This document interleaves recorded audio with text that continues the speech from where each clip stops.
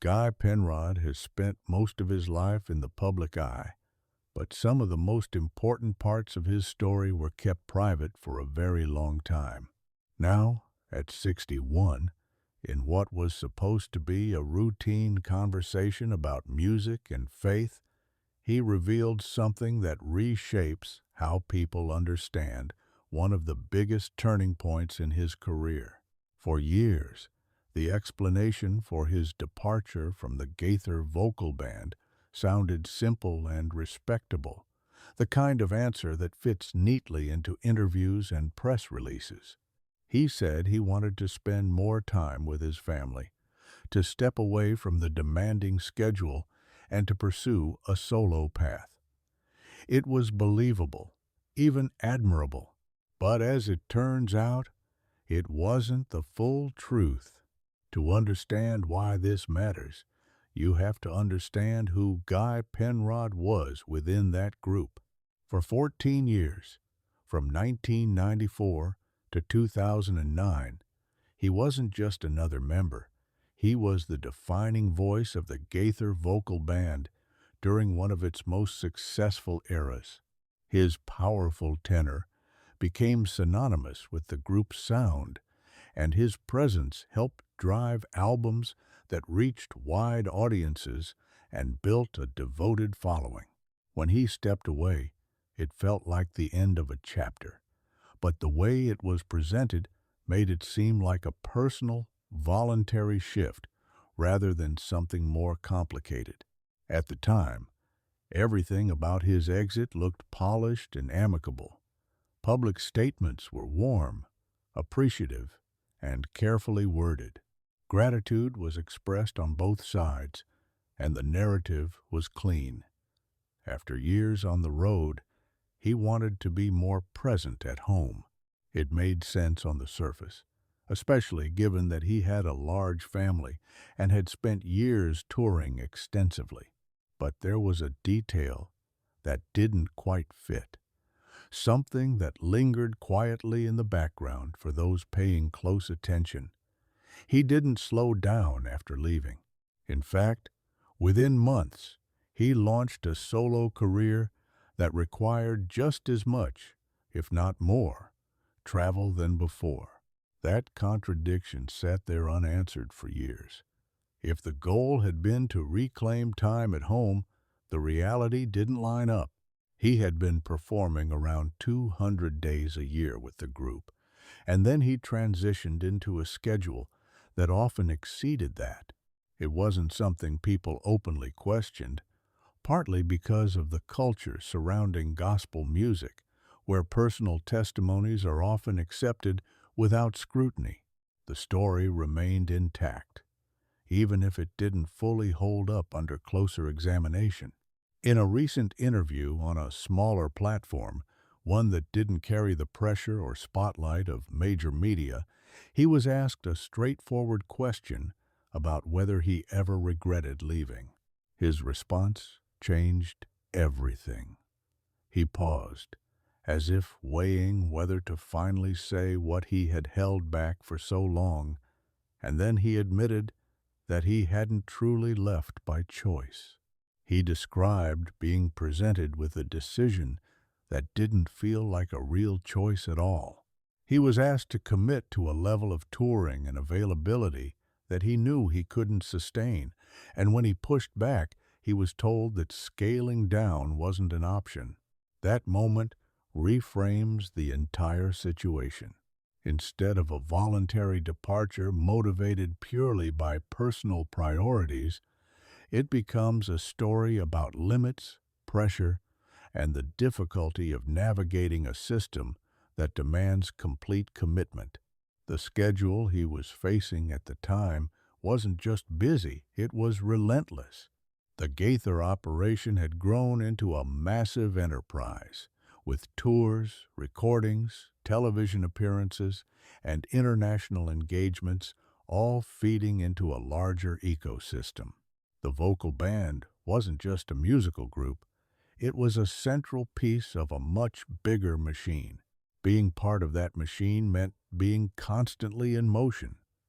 For someone with 8 children, That level of absence came at a cost that couldn't be ignored indefinitely.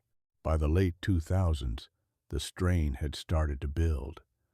Important moments at home were being missed, and the sense of disconnect was growing. He wasn't struggling publicly, and audiences still saw the same confident performer on stage, but internally, the balance was breaking down. When he approached leadership about adjusting his schedule, he wasn't asking to leave entirely. He was asking for moderation, for a way to continue contributing while also being present for his family. The response he describes suggests that the structure didn't allow for that kind of flexibility. From a business perspective, consistency and reliability are essential, especially in an operation that supports many people and depends on tight coordination. But from a personal perspective, it created a situation where staying meant sacrificing one set of values for another. Choosing to leave didn't come without risk. The stability he had within the group included steady income, benefits, and a level of security that is rare in that industry. Transitioning to a solo career meant stepping into uncertainty where income could fluctuate and expenses increased significantly. He had to build something on his own, relying on the recognition he had earned, but without the infrastructure that had supported him before. The early years of that transition were difficult. Financially and logistically, it was a major adjustment. He went from a structured environment to one where he was responsible for everything, from booking shows to covering production costs. It required more work, not less, which makes the original narrative about stepping back even more misleading in hindsight. The irony is hard to miss. In order to protect his family life, he had to take on a path that initially demanded even more of his time and energy. What stands out most in his recent reflections isn't bitterness, but clarity. He talks about the emotional toll of trying to meet expectations that weren't sustainable and the gradual shift from passion to obligation. Something that once felt like a calling began to feel like a burden, and that realization became a turning point. It wasn't just about logistics or scheduling. It was about the deeper impact on how he experienced the work itself. Looking back, he has said that if he could change anything, it would be how long he waited to be honest about what he needed. There was a desire to avoid disappointing others, to maintain harmony, and to keep things working even when the cost was becoming too high. That hesitation is something many people can relate to, especially in environments where speaking up can feel risky or disloyal.